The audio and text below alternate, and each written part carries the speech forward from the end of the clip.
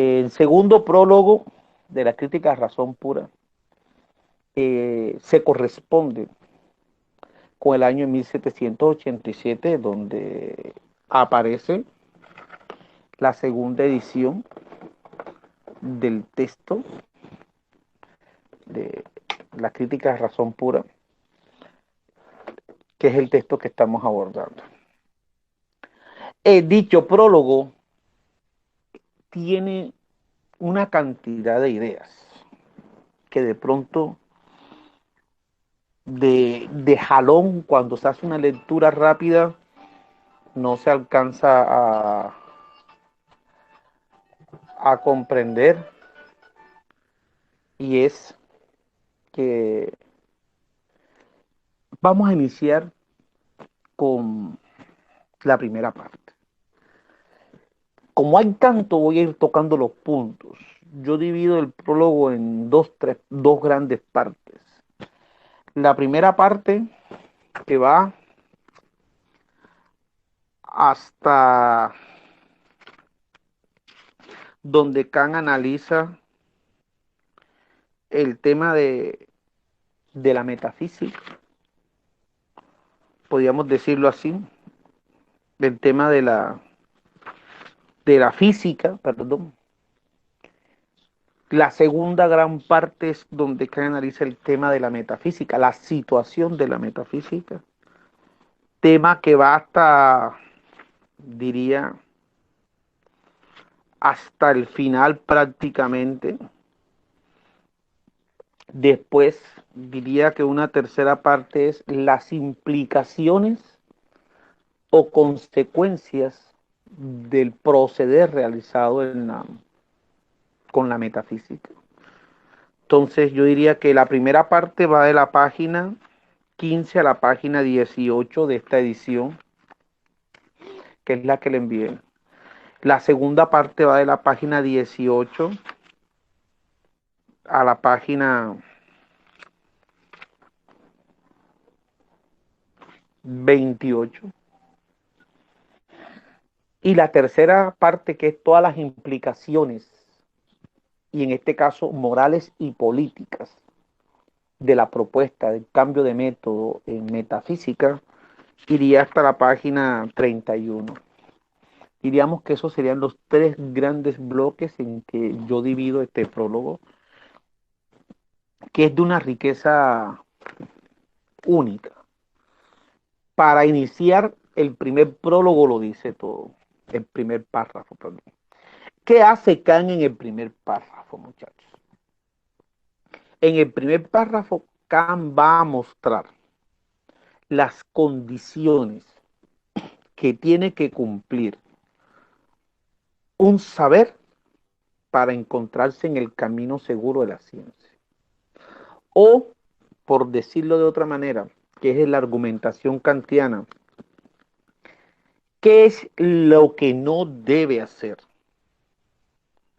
¿Qué es, cuál no debe ser el proceder de un conocimiento que pretenda encontrar el camino seguro de la ciencia?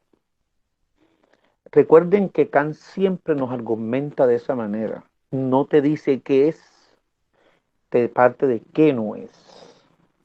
Entonces la mejor manera es leer, como insisto, leer este primer párrafo en términos generales, y luego lo voy a comentar.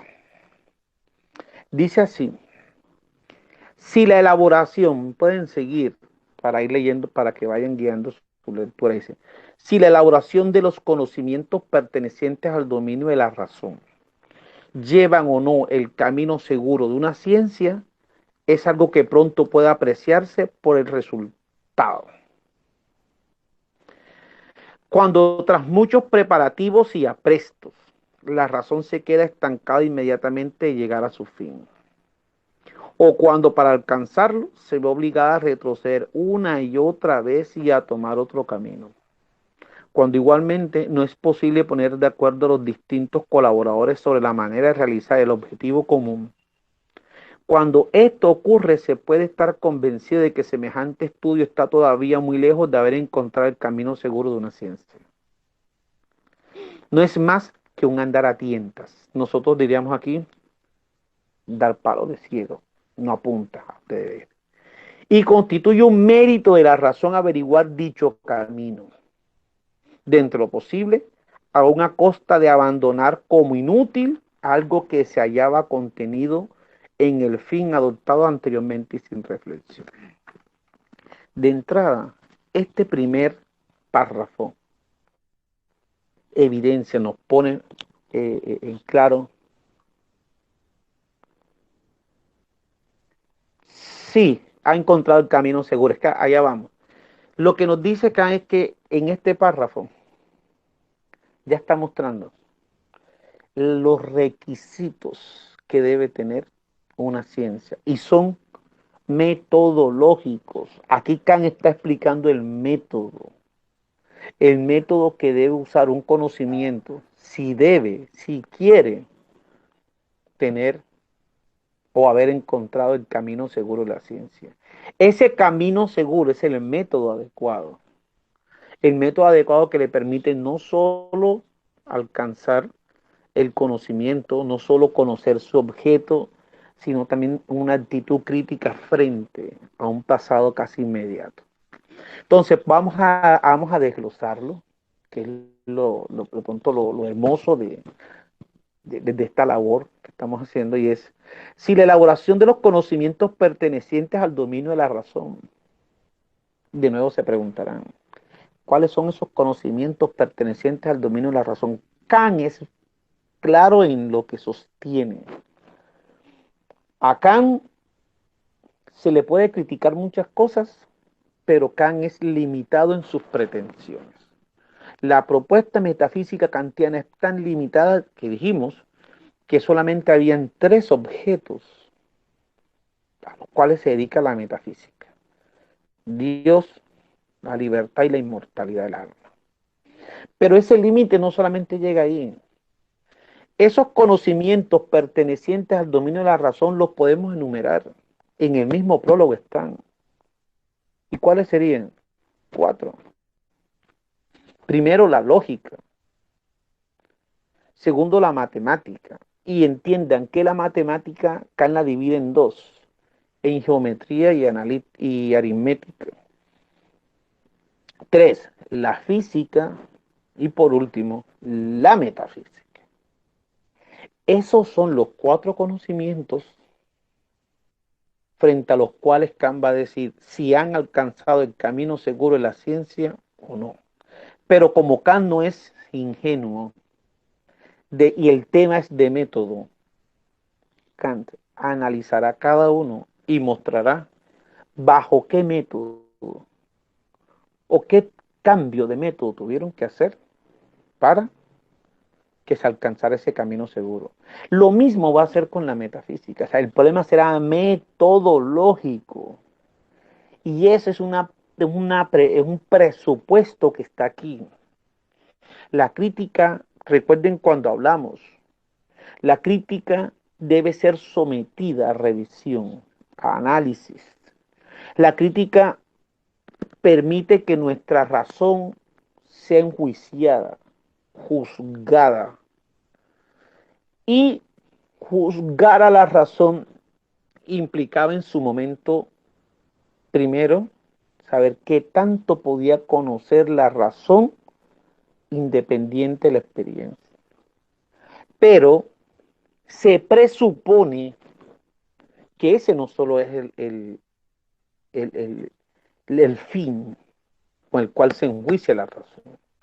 También está en que la razón, la propia razón, descubra cuál es el mejor camino o el método adecuado. Si nosotros lo miramos así, podemos ver que Kant se encuentra en la línea de la tradición. Bacon hace una crítica a toda la ciencia que había heredado, y la crítica está no solo no en los resultados obtenidos, sino en el método utilizado. Descartes hace una crítica, lastimosamente la deja coja, hace la crítica de los conocimientos y someramente toca el método, aunque ya él presupone que hay un método, que es lo que Kant llamaría dogmático. Hume, bueno, Locke y Hume hacen lo mismo. El método está presente en cuanto a, o se apela a una confianza en la razón ciega, o sea, se recurre a la experiencia. Y Kant no se encuentra lejos. Pero si vamos antes a lo que se hizo en la física, a lo que hizo Newton, encontramos que hay un cambio. Toda la física, la historia de la física que nos muestra Kant en parte, es un cambio del método. Es una cuestión del método. Kant no está ajeno. Lo que pasa es que Kant no lo va a abordar para la matemática, ni la lógica, ni la física. Kant va a tomar el toro por los cachos. Nos va a decir que en metafísica, gracias al haber sometido la razón a un tribunal, somos conscientes de dos cosas, o de tres. Primero, que la metafísica puede convertirse en ciencia. Y puede convertirse en ciencia porque es posible que la razón conozca independiente de la experiencia. Y tres, hasta ahora, la metafísica es un andar a tientas. ¿Cómo se resuelve esta cuestión? La misma razón lo mostró. Mirando la historia de los otros conocimientos, donde se ha logrado un cambio recurriendo a un método distinto, Kant nos dice, pero vamos a hacer lo mismo en metafísica. Hagamos un cambio de método. Y ese es lo que Kant está proponiendo aquí. Por eso es que la crítica a razón pura es un tratado del método. Pero no es el método para todas las ciencias. Es el método que debe implementarse en metafísica si queremos que ésta pase de ser una tendencia natural de la razón a convertirse en una ciencia. Sigamos con este primer párrafo. La mejor manera de saber si un conocimiento se encuentra en el camino seguro de la ciencia es analizando varias cosas. Primer punto, cuando tras muchos preparativos y aprestos, la razón se estanca inmediatamente antes de llegar a su fin. Primera característica. Un conocimiento en donde la razón se estanque, donde no sepa hacia dónde va, antes de llegar a su fin, cuando no sepa hacia dónde va, cuando parece tener claro hacia dónde apunta, pero luego resulta que no, cuando no tiene claro el fin, cuando parece que tiene claro hacia dónde debe ir, pero resulta que después se estanca, o sea, pierde esa claridad.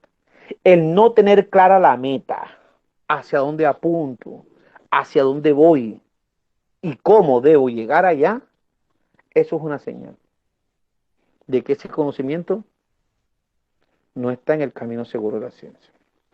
Dos, cuando para alcanzar ese fin se ve obligada a retroceder una y otra vez y a tomar otro camino. Como cuando estamos perdidos, cuando que no encontramos una dirección y resulta que llego al punto donde siempre estaba aquí, pero es que me dijeron que de aquí doblara 3 cuadras a la derecha y una a la izquierda. Y yo me devuelvo y doblo 2 a la derecha y 2 a la izquierda. No, y me devuelvo hacia el punto donde me dijeron, párate aquí y mira hacia allá. Cuando la razón tiene constantemente que intentar, aplicando un método, tomando un camino, tomando otro, porque aquí el término camino tiene que ser método utilizado. Cuando la razón tiene que recurrir a distintos métodos, pero en el fondo ninguno me lleva al fin. Eso quiere decir que hay una brecha entre el fin y el cómo llegar a ese fin. Y esto es hermoso. El fin y el cómo llegar al fin. Porque ahora cuando lo veamos en la metafísica, nos vamos a ver si ese fin y ese cómo están unidos. Porque hasta ahora parece que donde estén separados, no has encontrado el camino seguro de la ciencia. Tercero, cuando igualmente no es posible poner de acuerdo a los distintos colaboradores sobre la manera de realizar el objetivo común. Cuando los distintos miembros de la ciencia están en desacuerdo, automáticamente se dice que hay un problema serio. Si cuando los mismos representantes no logran colocar, ponerse de acuerdo en hacia dónde van, cómo denominar, cómo nombrar, qué pasos seguir, ese conocimiento se encuentra atrasado, es un mero andar a tientas. Nos dice Kant, si esas tres cosas suceden, ese conocimiento puede andar de cualquier forma, pero menos encontrar el camino seguro de la ciencia. No es un conocimiento científico, y aquí quiero que vean, lo que hace científico un conocimiento, Kant nos lo está mostrando, no es la experimentación, no es el comprobar, hay un recorrido. Kant nos está hablando aquí de que hay un proceso para decir cuando un conocimiento se ha convertido en ciencia. ¿Eso por qué lo digo? Porque normalmente cuando hablamos de encontrar el camino seguro de la ciencia, creemos que con la experimentación basta. Y a veces se nos olvida que hay conocimientos que no pueden cumplir ese requisito. No porque no quieran, porque no pueden. Por ejemplo, en metafísica es difícil cumplir el requisito de la experimentación porque no tenemos objetos sensibles. No hay lo que llamaría Kant más tarde intuición. Pero quiero que entendamos otra cosa. Esto es más complejo. Nos encontramos frente a un Kant que toma como modelo del proceder científico lo que se ha hecho en física, no en matemática, en física. El modelo que Kant está tomando, y eso es lo que le han criticado, es que asuma, ojo, modelo, no he dicho que Kant tienda a hacer lo mismo, toma como modelo de ciencia la ciencia natural o ciencia de la naturaleza o lo que llamamos hoy física. Y en esa medida, Kant va a intentar mostrar si eso mismo, si siguiendo ese modelo de la matemática, de la física, es posible que en la metafísica se convierta en ciencia. Pero aquí hay otro supuesto. Aquí el supuesto de fondo es algo que empezaríamos a criticar. Hay un, hay un texto hermoso de Max Horkheimer, que me gustaría que se lo leyeran para la próxima clase. No sé si ya lo leyeron. En ese texto, Horkheimer muestra las diferencias. Creo que se llama La función social de la filosofía. En ese texto, Horkheimer muestra qué diferencia las ciencias naturales exactas de la filosofía. Y si estamos hablando de metafísica o filosofía, porque Kant señala aquí es la más vieja de la ciencia, la más antigua, sería bueno que nos preguntáramos si en verdad en la metafísica se tiene que llegar, se tienen que cumplir estos tres objetivos. Primero, si es propio de la metafísica, filosofía, que todos los participantes estén de acuerdo. Ojo, si todos estén de acuerdo.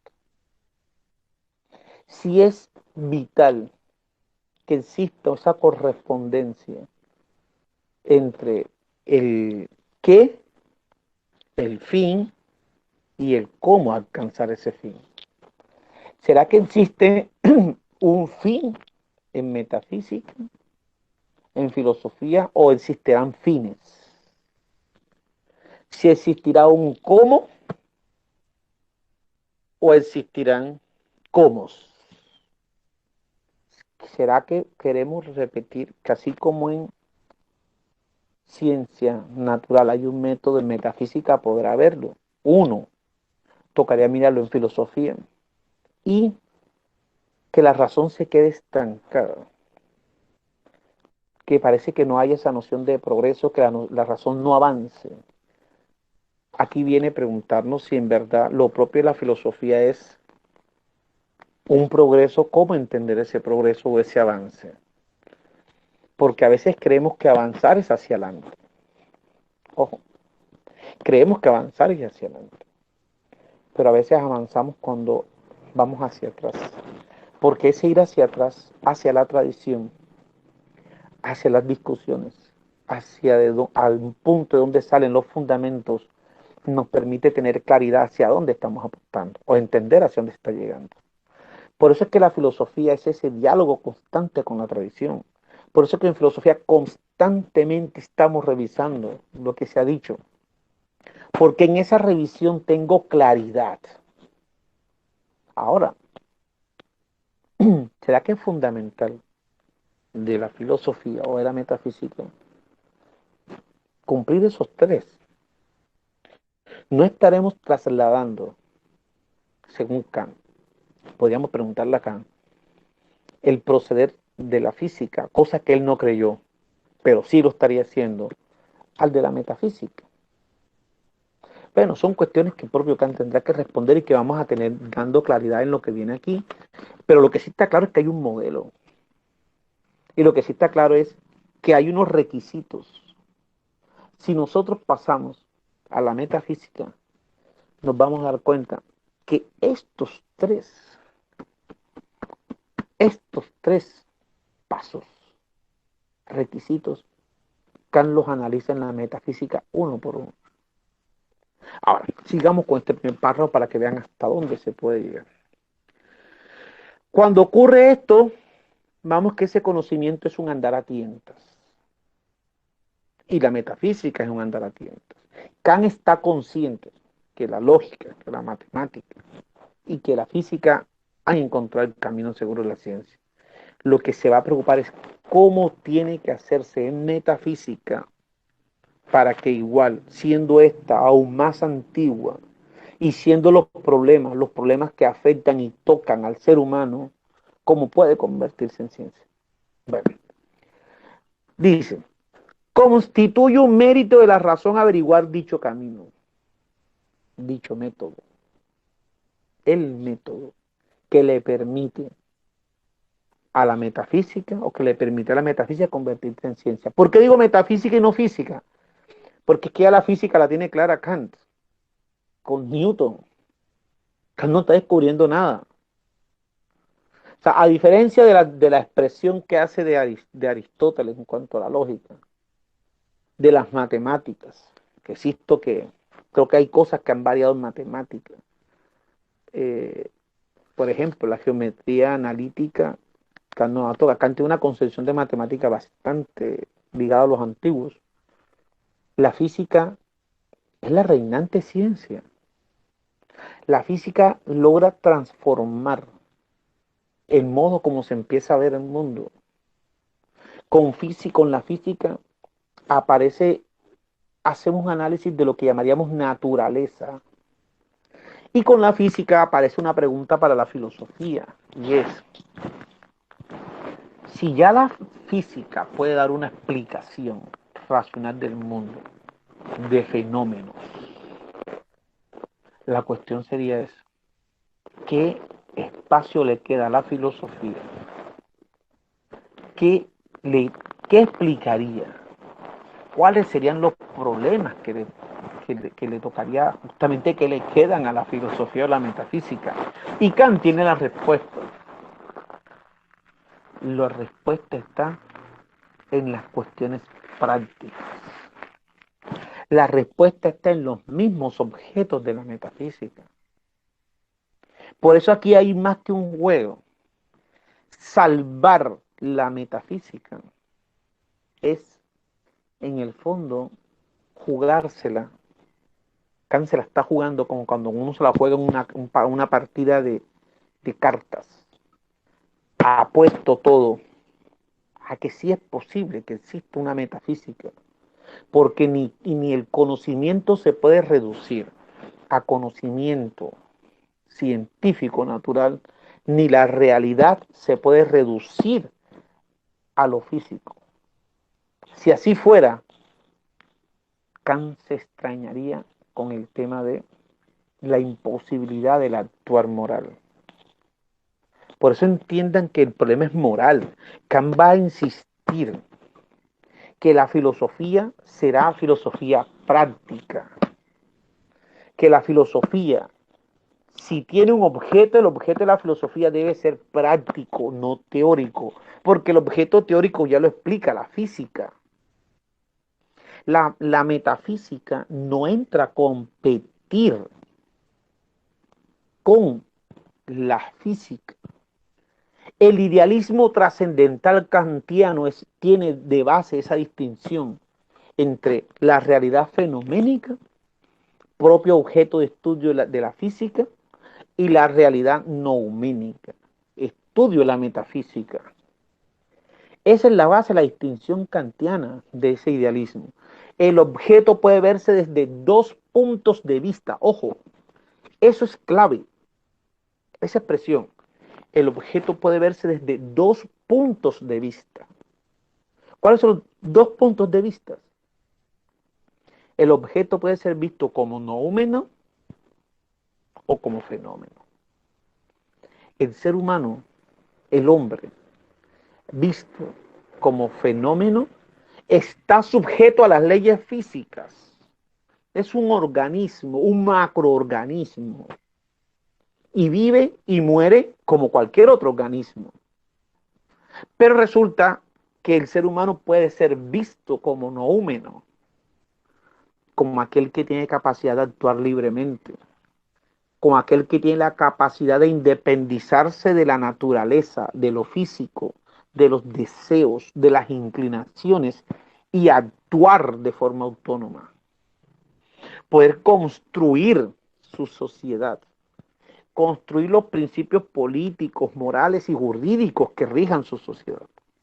Entonces vimos que ahí está la pretensión kantiana. Ese es en el fondo el idealismo trascendental kantiano.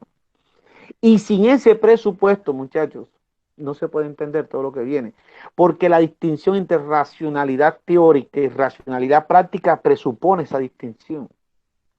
La racionalidad teórica, como lo vamos a ver, se remite a la realidad en cuanto a realidad física.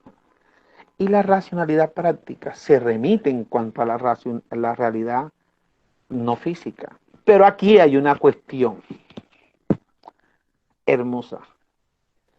La racionalidad teórica no incide, no determina, no condiciona, no influye en esa realidad no física, que será revisada, analizada por uno de los usos de la misma razón, que es la racionalidad práctica. Pero Kant nos va a decir que los resultados del uso práctico de mi razón, al remitirme a una realidad no sensible, no física, pueden incidir en la realidad sensible. Y ustedes dirán, ¿y cómo es posible eso? Sencillo. La incidencia moral. Podemos transformar la sociedad para adecuarla a nuestras necesidades. El hecho de que se trabaje, el hecho de que se transforme, que se haga uso de la naturaleza, el hecho de que se haga uso de eso que tenemos ahí y lo adecuemos para responder a nuestras necesidades y satisfacerlas, ya hay un tipo de idea de lo que es el ser humano, de cuáles son sus necesidades. Pero eso se evidencia políticamente. Instaurar un orden que más tarde Kant dirá que es republicano. Que el ser humano llegue a contener sus inclinaciones, deseos al momento de actuar moralmente. Es decir, que no se actúe respondiendo a deseos e inclinaciones. Por lo tanto, aunque hay una distinción entre racionalidad teórica y racionalidad práctica, los resultados de una y los resultados de la otra, Kant sí cree posible que los resultados de la racionalidad práctica inciden en la racionalidad, en el mundo sensible, inciden directamente. ¿Cómo organizamos la economía? ¿A qué responde la economía? Eso es posible. Claro, Kant no es ingenuo. Kant no está pensando en que eso se va a realizar inmediatamente. Kant nos va a decir que la razón necesita, en ideas sobre una historia universal, en sentido cosmopolita, Kant nos va a mostrar que la razón se va desarrollando poco a poco, que la razón necesita ejercitarse. Eso quiere decir que a medida que se va realizando, va superando las dificultades, va superando las debilidades y se va ajustando. La razón tiene, si no se ejercita, es imposible que pueda. Por lo tanto, también podemos decir, Kant cree que la razón necesita un tiempo, unas condiciones para irse ejecutando. Y si es así, estaríamos hablando de, me dirán, unas condiciones materiales, podríamos pensar, aunque Kant no lo tocó. Bueno, si vemos así, este primer párrafo es la muestra de qué está pensando Kant como metafísica. De que sí es posible, como dijimos en la sesión anterior, me preguntaron, ¿y es que la metafísica sí puede convertirse en ciencia? Sí, porque Kant tiene el presupuesto, y fíjense que la expresión no es ingenua, Kant tiene el presupuesto de que no se puede hablar de una ciencia. Kant considera posible hablar de ciencias. Y la metafísica sería ese otro tipo de ciencia que responde a un método distinto y que responde a unos objetos distintos. A diferencia de la física, que obedece a un método y a un objeto distinto. Ya eso es un logro. Eso es prueba de qué tanto se puede alcanzar con la metafísica. E insisto, nunca enfrentará Kant la metafísica con la física. ¿Dónde se hace evidente esto de forma más explícita? En lo que Kant llamará más tarde tercera antinomia. La tercera antinomia es donde Kant muestra que las leyes se puede pensar la libertad sin contradecir la causalidad natural. Que podemos pensarnos como seres naturales, pero también como seres libres. Y uno no excluye al otro. Porque mientras me pienso como ser libre, estoy pensándome en el reino de lo nominal. Cuando me pienso como ser no libre, físico, me pienso como ser fenomenal, regido, me lanzo y me descompongo, muero, tengo una vida, nazco, me reproduzco, muero como cualquier organismo. Eso es lo que nos dice Kant. Ahora, hay conceptos que están presentes aquí. Noúmeno, fenómeno, cosa en sí. Vean, Kant le dedica en la crítica a razón pura, Kant le dedica suficiente, ya les digo, el capítulo,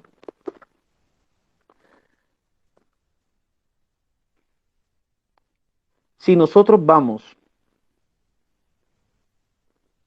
el capítulo 3 de, para que ustedes vean, el capítulo 3 que se llama Doctrina trascendental del juicio o analítica de los principios. Ese tercer capítulo de lo que llamamos nosotros analítica de los principios tiene por título del fundamento de la distinción de todos los objetos en general en fenómenos y noúmenos. Esa es la expresión que Kant utiliza, pero resulta que Kant utiliza otra expresión y ya la muestra en el prólogo, cosa en sí. Vea, sobre eso se ha escrito suficiente. Sobre eso han corrido ríos de tintas. Que una cosa es fenómeno y otra cosa es noúmeno y cosa en sí. Eso está claro. En esa distinción hay algo que está claro.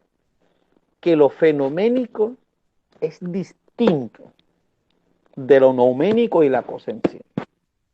¿Dónde se dan las discusiones en torno a lo que llama Kant noúmeno y cosa en sí? Vean, muchachos, sobre esos dos conceptos se ha escrito y hay tres posiciones. Una, en términos generales, que dice que la cosa en sí es distinta del noúmeno. Y ahí podemos ver que existen distinciones entre cosa en sí y noúmeno. Y está la otra posición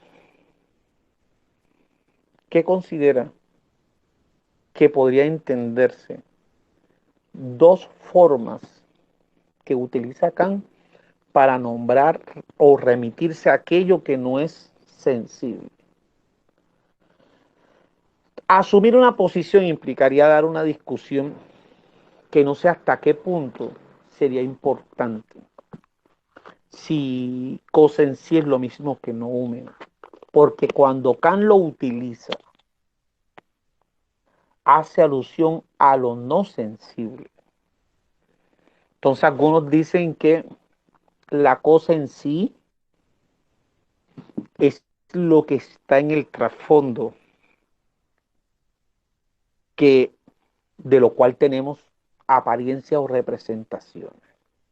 Están los que dicen que no, muy a pesar que hayan diferencias entre noúmeno, cosa en sí, y el fenómeno, no se puede pensar el fenómeno sin la idea de cosa en sí o noúmeno. ¿Por qué? Porque algunos sostendrían que lo que nosotros tenemos, lo que llamamos fenómeno, no es nada más que el modo de mostrarse, el modo como se nos aparece esa cosa en sí. Vean, de eso hay bastante. Se ha escrito Yo lo vi así, profe. Sí, pero es Yo que lo vi así como lo que, exacto, como que lo que se nos escapa al sí, fenómeno, a lo que se nos manifiesta. Lo di con Juan Diego así. sí, pero lo que pasa es que hay posturas. O sea, sobre esto hay que entender que hay posturas. Y sobre posturas es algo que no vamos a llegar a acuerdo. Aquí lo que podemos tener, entenderlo en un sentido general, amplio así. Ya la cosita, en qué contexto Kant utiliza cosa en sí, en qué contexto utiliza fenómeno, noúmeno, vea, es un trabajo arduo. Hay un autor chileno que se llama Roberto Torretti. Roberto Torretti tiene un texto que se llama Manuel Kant, Introducción a su obra crítica. Pues. En ese texto, que es un análisis sección por sección de la crítica a la razón pura, iniciando por la estética, yo casi siempre se lo recomiendo a los estudiantes para que lo lean. Kant, Roberto Torretti le dedica un capítulo a lo que él llama cosa en sí. Hace un muestreo histórico de dónde viene, cuando habla, cómo lo utiliza, y hace una discusión en torno a la cosa en sí y el noúmeno. Pero casi siempre nos quedan dudas, posiciones, muchachos. Posiciones. Ese texto yo lo recomiendo, claro está. Es un texto, usted dice, profe, pero entonces si es así, ese texto me sirve para comprender la crítica a razón pura. Ojo, es un texto que ubica la crítica, hace un análisis de la crítica razón pura dentro del contexto del pensamiento crítico kantiano. Remite a otros autores, remite al contexto en el cual se encuentra, remita a otros textos kantianos, que no es que esté mal, pero sí brinda luces. Ya lo que juega aquí es la lectura que cada quien de nosotros hagamos. Entonces, yo creo que por hoy, con este primer párrafo, hemos dicho más de lo que se pensaba decir. Queda pendiente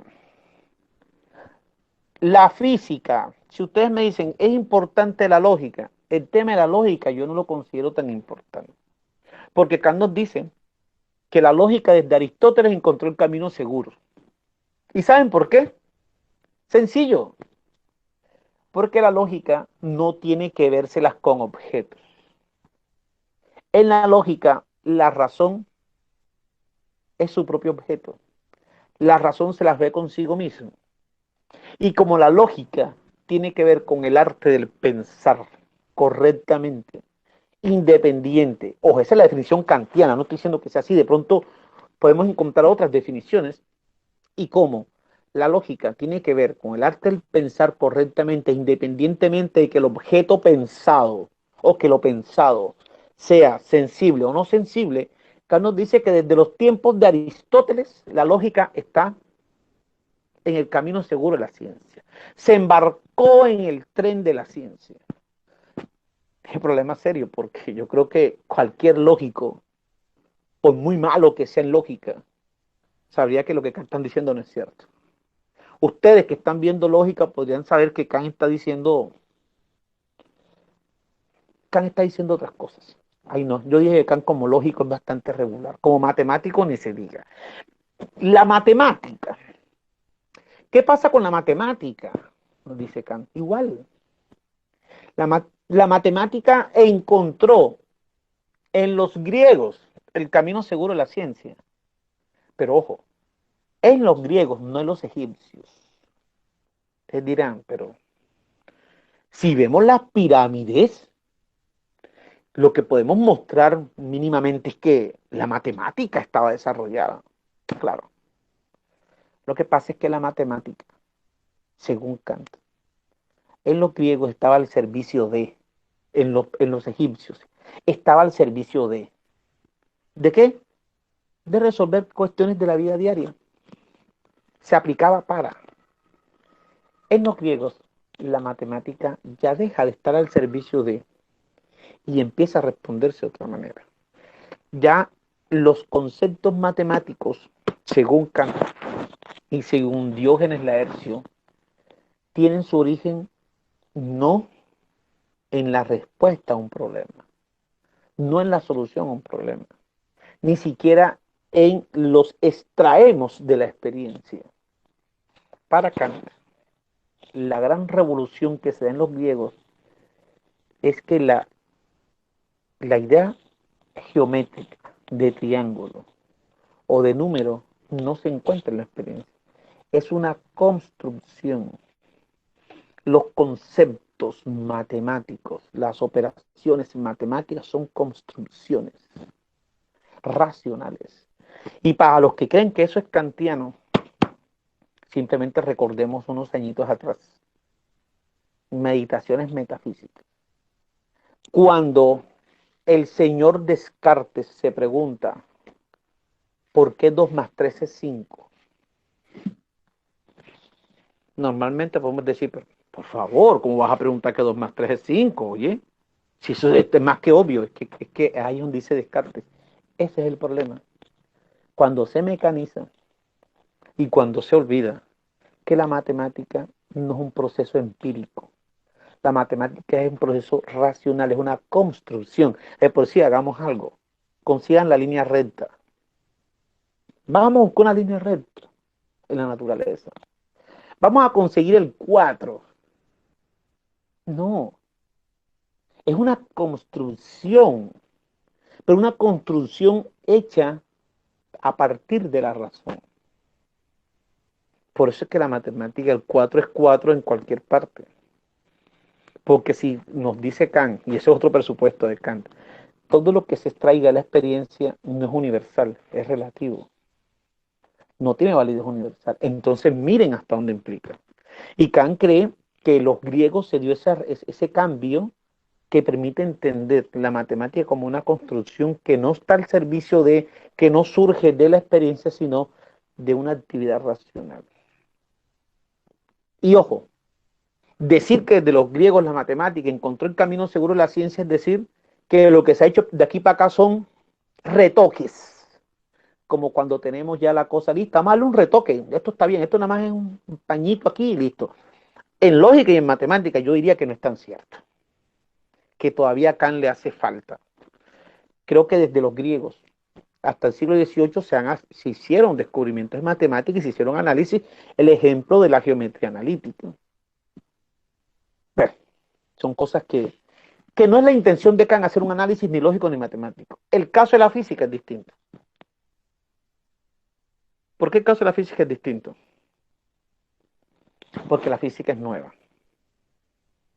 Y no solo nueva, sino que Kant te va a decir que en la física suceden dos cosas. Y yo quiero leer nada más una cosita para que ustedes vean que está la clave aquí. Aquí está la clave.